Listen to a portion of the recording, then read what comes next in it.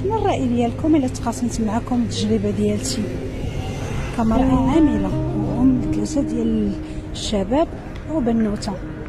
واش بان لكم؟ تبغيو توكلوا على الله؟ يلا زيدوا معايا.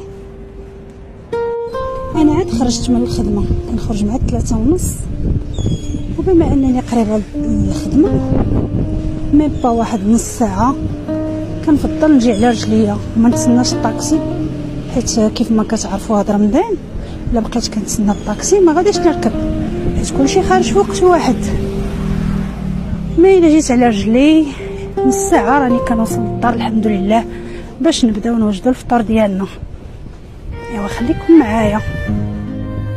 وبحال ديما قبل ما نخرج من الخدمه كنكتب البروغرام بالنهار.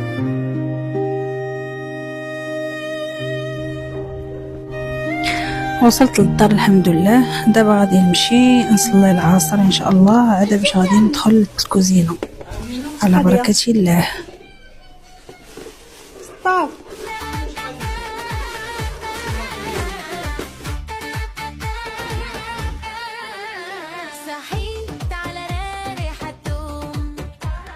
اول حاجه كنبدا بالبط البوط، كندير التعجين وعاد ندوز لي زوطخ ايطاب. درت الخضيره تسلق باش غادي نصايب اون سالاد، وكنقاد جنيوحات باش نشويهم. المهم الفطور ديالي راه عادي ديال اي مغربيه، كنحاول ندير فطور سريع باش ما نضيعش الوقت بزاف في الكوزينه.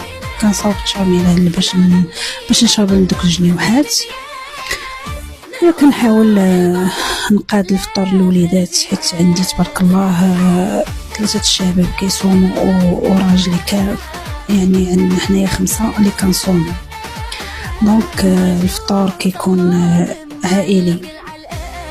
ايوا دابا غادي نسرح البطبوط، كندير بطبيطات صغار معمرين، وغادي نعمر واحد لي كيش كانوا عندي ديجا، وعندي ديجا لا سوب ديجا د البارح كتبقى عندي د الخضره بقات عندي حتى هي اللي غادي نفطروا بها. وصلت دابا ل5 خلبصم. انا غادا مع الوقت غنجيبوه ان شاء الله، هو هذاك كنجيب هو هذاك مع الاذان.